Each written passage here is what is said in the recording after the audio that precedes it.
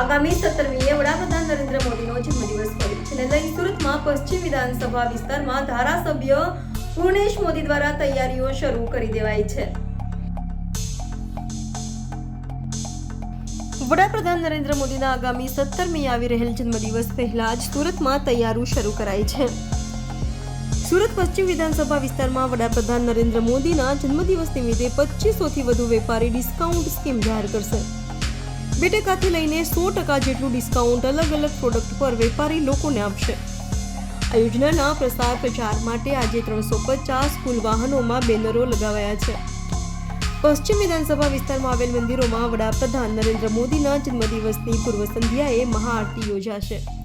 ઉપરાંત પશ્ચિમ વિધાનસભાના તમામ ગણેશ પંડાલોમાં પણ મહાઆરતીનું આયોજન થશે।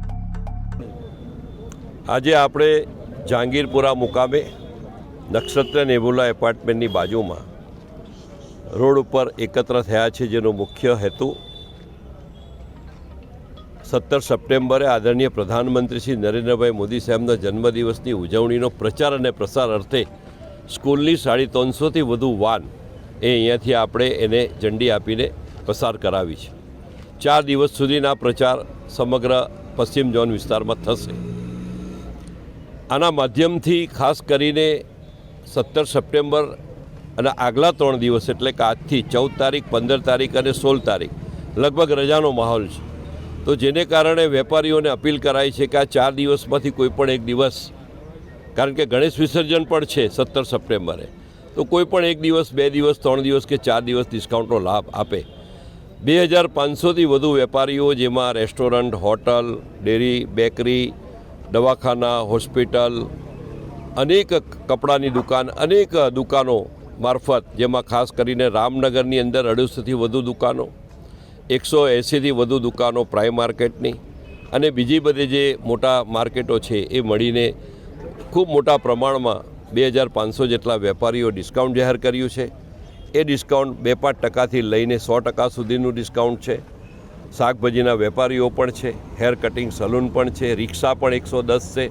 તો આ બધા ડિસ્કાઉન્ટનો લાભ ખાસ કરીને શહેરની જનતાને, એમાં મધ્યમ વર્ગ, ગરીબ વર્ગ, જરૂરિયાતમંદ વ્યક્તિને એનો લાભ મળે એવા હેતુથી આ કાર્યક્રમનું આયોજન કરેલું છે।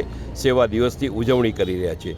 સાથે સાથે સાર્વજનિક ગણેશ ઉત્સવ પણ હોય, જેને કારણે આપણે 374 જેટલા ગણેશ મંડપોમાં આગલે દિવસે એટલે કે પૂર્વ સંધ્યાએ 16 તારીખે સાંજે મહાઆરતીનો કાર્યક્રમ, કે જેમાં અપીલ કરાઈ છે કે આદરણીય પ્રધાનમંત્રી શ્રી નરેન્દ્રભાઈ મોદી સાહેબના જન્મદિવસે એમના દીર્ઘાયુષ્ય માટે પ્રાર્થના પણ થશે। આ ઉપરાંત 51 દેરાસરોમાં અને 65 જેટલા મંદિરોમાં પણ આગલે દિવસે મહાઆરતીનું આયોજન પણ કરવામાં આવ્યું છે।